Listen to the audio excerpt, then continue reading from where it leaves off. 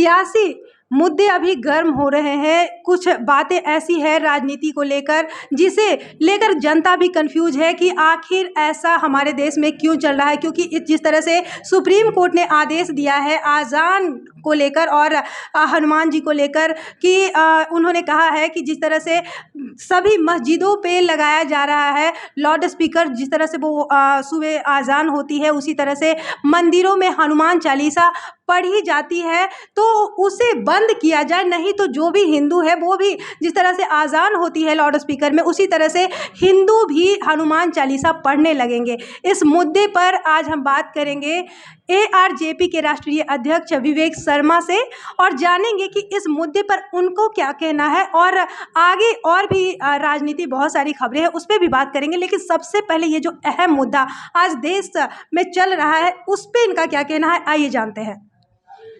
सर्वप्रथम सभी हिंदू भाइयों को आने वाला 3 तारीख को अक्षय तृतीया का बाबा भगवान परशुराम जयंती के शुभ अवसर पर बहुत बहुत बधाई देता हूं, बहुत बहुत शुभकामनाएं देता हूं सभी बिहार वासियों को, सभी बिहार के हिंदू भाइयों को। देखिए जो देश की राजनीति चल रहा है, देखिए बिहार में आपको बताना चाहूँगा जो बिहार की सरकार है, नीतीश कुमार जी सरकार है। नीतीश कुमार आज से नहीं, ये 15 साल से यहाँ पे सेकुलरिज्म का चोला पहने हुए हैं। उनका देखिएगा कि हिंदुओं के विरोध में हर फैसले वो लेते हैं, लेकिन जब सुप्रीम कोर्ट का आदेश है, जब हाई कोर्ट का आदेश है कि मंदिर हो चाहे मस्जिद हो, उसमें जो आवाज़ है उसका एक डिसेबल दिया गया है, उसका आवाज़ का पैमाना दिया गया है, उसको जब कम करने की बात होता है तो नीतीश कुमार सीधे इनकार कर देते हैं। इसका मतलब है कि नीतीश कुमार जी कहीं ना कहीं सुप्रीम कोर्ट का जो आदेश है 2020 का, हाई कोर्ट का जो आदेश है उसका अपमान कर रहे हैं, अवमानना कर रहे हैं।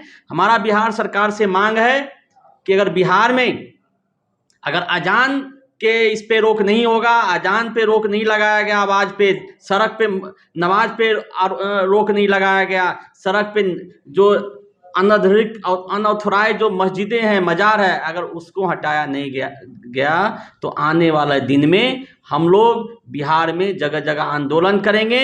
और हम लोग भी जब अगर अजान का आवाज़ ज़्यादा तेज आवाज़ होगा तो हम लोग भी हनुमान चालीसा का पाठ करेंगे और उनसे दुगनी आवाज़ में करेंगे। इसलिए बिहार सरकार से निवेदन है कि हिंदुओं का भावना देखते हुए, बिहार का 11 करोड़ हिंदुओं के भावना देखते हुए जो सुप्रीम कोर्ट का आदेश है, जो हाई कोर्ट का आदेश है, उसको अविलंब लागू करे, अविलंब यहाँ पे। जी जी बिल्कुल। और यूपी में भी जो है इस मुद्दे को उठाया गया, लेकिन वहाँ पर की जो सरकार है योगी आदित्यनाथ की सरकार, उन्होंने इस चीज़ को लागू किया है, लेकिन बिहार में अब तक लागू नहीं किया है। इस मुद्दे पर आप क्या कहना चाहेंगे? मैं इसके लिए योगी सरकार को बहुत बहुत बधाई देता हूं, बहुत बहुत शुभकामनाएं देता हूं। योगी सरकार ने बहुत ही सही फैसला लिए। आपको बताना चाहूँगा, आज देखिए जिस तरह से कांग्रेस की सरकार राजस्थान में बीच सड़कों पे नमाज का अदा करने का परमिशन देता है, भोपू बनाने का आदेश देता है खुलेआम, अगर उसी तरह हिंदू भी आए दिन शनिवार और मंगलवार को रोड पे हनुमान चालीसा पढ़ेंगे, रोड पे पूजा करेंगे, तो सरकार फिर क्या करेगी? जी बिल्कुल, जिस तरह से आप कह रहे हैं कि आप आंदोलन करेंगे आने वाले समय में इसको लेकर, तो और क्या कुछ आपकी पार्टी की तरफ से इस पर जो है मुद्दे बना रहे हैं? देखिए हम लोग, हमारा पार्टी का आप लोग काफी दिनों से देख रहे हैं, बिहार में इकलौता हम लोग पार्टी जो खुलकर हिंदुत्व की बात करते हैं, हमारे दिल में हिंदुत्व है। यहाँ देखिए बिहार में आप लोगों को बताना चाहूँगा, पूरे देश में, पूरे हिंदुस्तान में सबसे ज़्यादा घुसपैठी है बिहार में, क्योंकि बिहार का बॉर्डर जो है नेपाल से लगता है, बांग्लादेश से लगता है। तो सर्वप्रथम अगर पूरे देश में कहीं भी NRC और CAA की जरूरत है, CAA कानून की जरूरत है, वो सबसे पहले बिहार में जरूरत है। आप लोगों को बताना चाहूँगा 20 साल पहले आपको कटिहार, पूर्णिया, इसकी आबादी हिंदुओं की 70%, किशनगंज की 70% थी। आज किशनगंज में आपको मालूम होना चाहिए कि किशनगंज में हिंदू की आबादी 20%, 30% रह गया है। और उसका परिणाम हुआ है कि पूरे देश में सबसे पहला बिहार का जो जिला किशनगंज बनने जा रहा है, वहाँ पे शुक्रवार को छुट्टी घोषित किया जा रहा है। आप लोग को मालूम होना चाहिए, फ्राइडे को वहाँ घोषित किया गया है, स्कूलों में छुट्टी सरकारी। यानी एक तरह से बिहार पूरे पाकिस्तान बनने जा रहा है, पूरा बांग्लादेश बनने जा रहा है। मतलब आप साफ तौर पर कहना चाहते हैं कि जुम्मे की रात जो मुस्लिम लोग मनाते हैं, उनके यहाँ शुक्रवार की छुट्टी दी जाती है, तो हिंदू भी उसी रास्ते पे चल रहा है?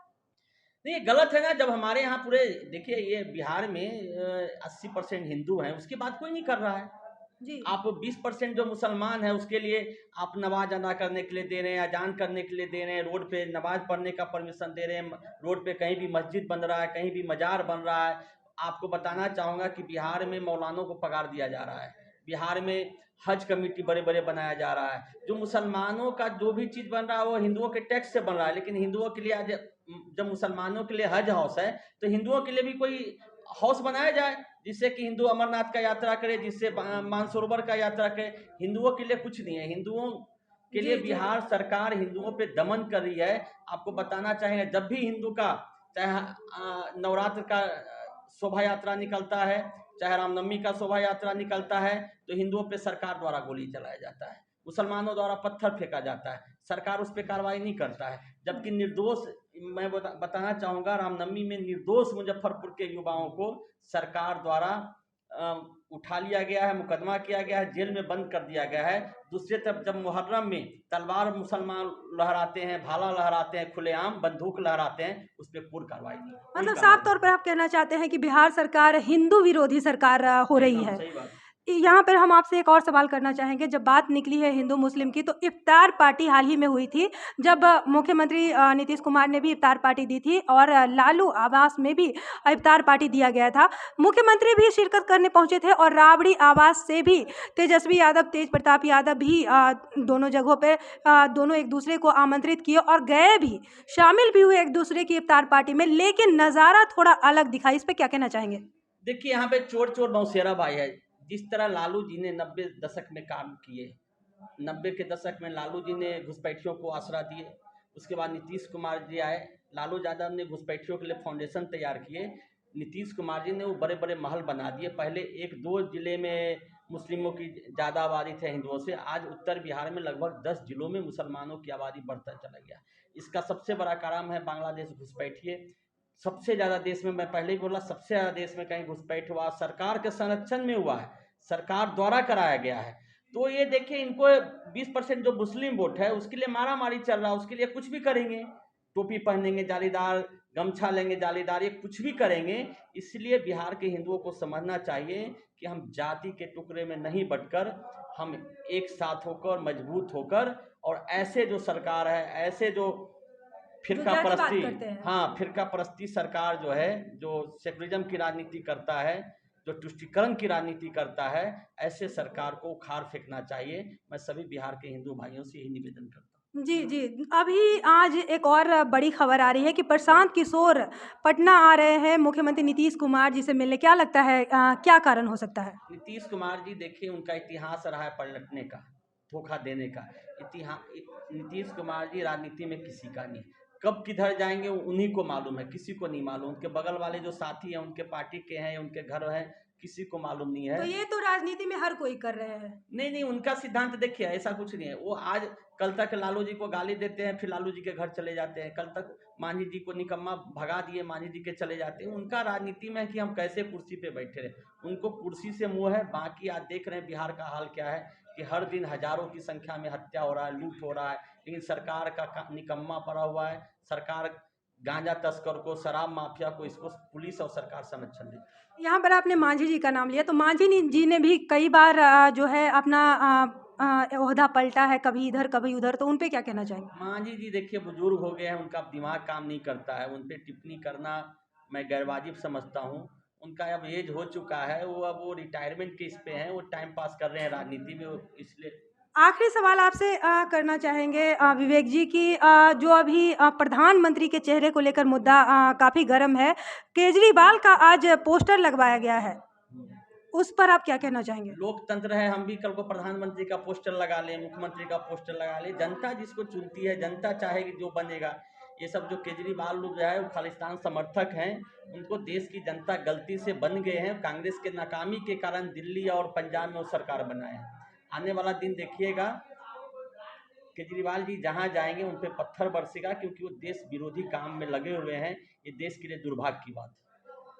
तो देखा आपने विवेक शर्मा जी ने अपने ही अंदाज में बेबाकी से जो बातें राजनीति को लेकर कहा है, जिस तरह से राजनीति गलियारे में जो हलचल चल रही है, चाहे मुद्दा जो भी हो, आने वाले समय में जो भी हो, लेकिन जनता के दिमाग में या दिल में कौन से नेता घर कर रहे हैं, ये तो 2024 में हमें पता चल ही जाएगा। फिलहाल आप खबरों के अपडेट के लिए आप हमारे चैनल को सब्सक्राइब करें। बिहार और झारखंड की तमाम खबरों के लिए हमारे YouTube चैनल को सब्सक्राइब करें और बेल आइकन दबाना ना भूलें।